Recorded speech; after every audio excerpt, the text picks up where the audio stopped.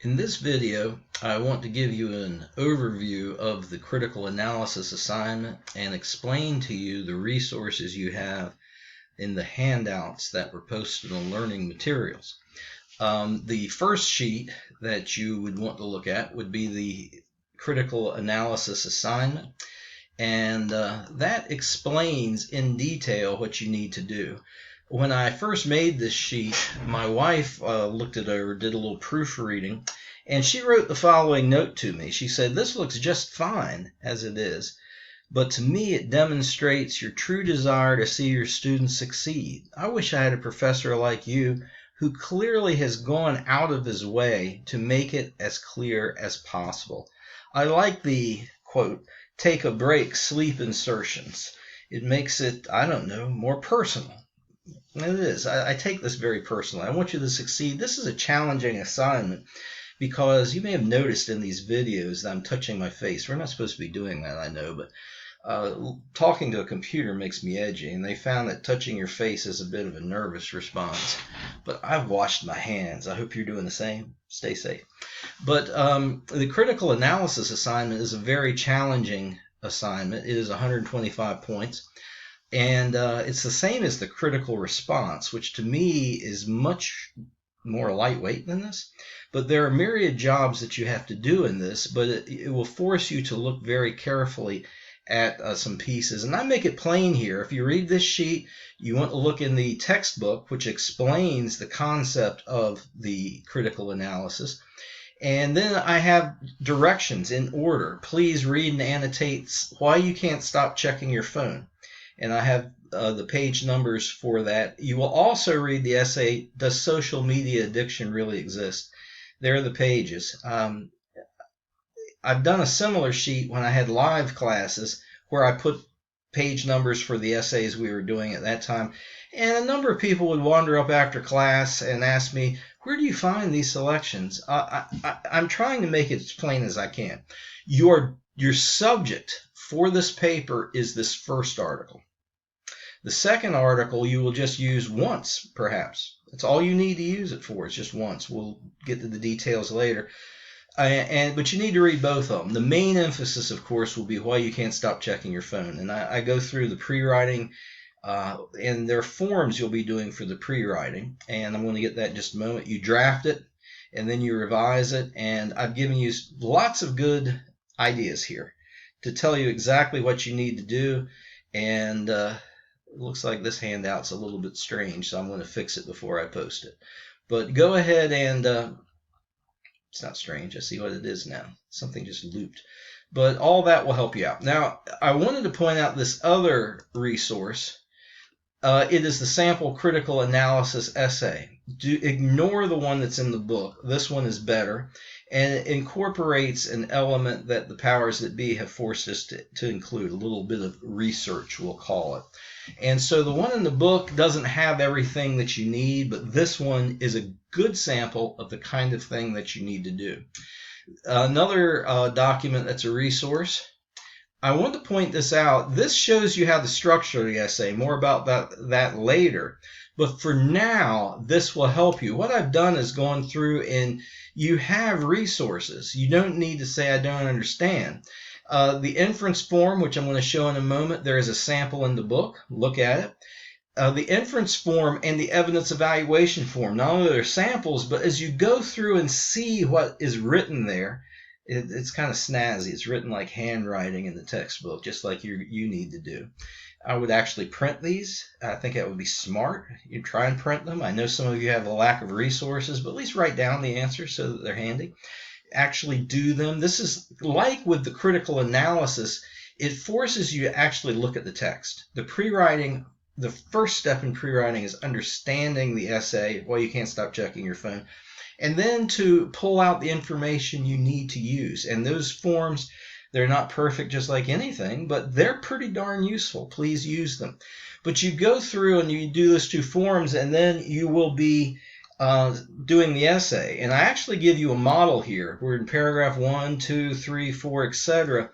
It gives a suggested way of doing the essay. You can do it another way perhaps, but this way will work, and we'll discuss that later. But for now, the first step after you get your head together, read these various handouts and read the essay, and you feel like, okay, I'm ready to go forward. The first thing you'll do is a pre-writing form, as I mentioned. The inference form, I've reversed them. I feel like the inference form is a little easier, if you will. The evidence evaluation form gets into logic, and the way I structure this course, we're not quite finished teaching the logic yet, so I'm having you do that first, and by the time you have to do the evidence evaluation form, which also addresses logic, we will be complete with the instruction of that, and you'll be more equipped to do it. That's why in the book it's backwards from the way I signed it. But perhaps if you're going through here, you don't know what a term means. Like, oh, what does it mean by credibility? Or what does it mean by the writing situation? Well, this assignment is essentially a glorified take-home essay that you turn into a final written product that's polished and beautiful. And the content part of it bears upon everything we've done so far. And so some of these terms you should be familiar with. You've actually used them several times. For example, tone. You did that in the rhetorical response. You should know something about it. Language, what's he talking about? Types of evidence, well, they're listed for you. If you use this as a resource, it is the most important document probably of all these that you have is this one, because it shows you everything you need, or at least where you can find everything you need. So use that. Those page numbers refer, of course, to the textbook, and I think it'll be helpful for you. The inference form, again, there is a sample of this that's in the book that's filled out so you can see how to use it. And there's what you're doing is mining the article while you can't put down your phone. For information, you actually will turn into some real writing. Pre-writing, I know in high school, you probably had some bogus pre-writing. Well, this isn't busy work. It's not busy work. I'm not here babysitting you, trying to keep you occupied like they did in high school. Certainly not now, where we're all distanced and you can do whatever you want. I'm not here monitoring your behavior.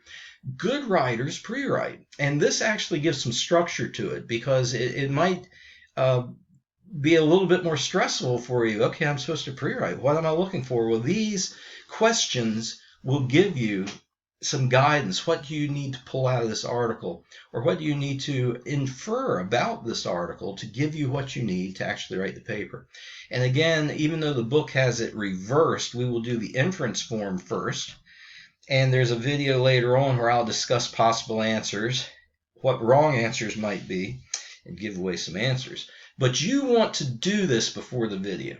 It's just like before. Do the work, think about it, engage it, and then look at the video. And if you have a wrong answer, you've learned something. And I'll probably give you some other ideas what you can do to maybe get a little more. What I found in the past when I did this course live is, as we would do these forms, some people just jotted down a few items randomly, crazy, just sloppy without thinking about it. This is not busy work. This is what you need to assemble the parts, the ideas that you will use to make the paper. So there will be a video where it's dedicated to going over the ideas here, which formulate part of the content of your paper. And after that video is over, you can look at the schedule. It's all there. By the time you hear this, it's all there. There's the evidence evaluation form. And there's, again, a sample in the book where you have to go through and look at the types of evidence. And I will walk through that. Not only do you have a sample in the book of the one based on mouthing off in America, but you will have me in a video explaining the kinds of information you should have here. And again, I'll give away some answers. I'm here to look out for you. And I'll try my best to anticipate the kind of wrong answers you might have on the sheet. And again, with these forms, if you're merely bobble-hitting and listening to what I'm telling you, it defeats part of the process. And this is a process. We're breaking it all down into steps for you. There's pre-writing. We're going to deal with pre-writing. Don't even ask a question by email about writing the paper at this point. We're just getting your ideas. Get the ideas first. Organizing the ideas we'll discuss later. And these handouts help you to guide you through those processes. The videos will reinforce them. And then we'll be checking back in. Again, if you get hung up or you just have a question, I can't cover everything. I think most of the questions you might want to answer are in these handouts, certainly at this point, or in the handouts references to the book. So don't ask me questions that have already been answered. Be familiar with these resources, with the material. And certainly, if you're still confused, give me an email. And again, the procedure is in the email, make the question plain. What do you want to know, and put a phone number. I may just call you. Sometimes that's more efficient. So follow the parameters. And I'll just mention now, I know that this is really hard for some of you. It's hard when we're doing it live.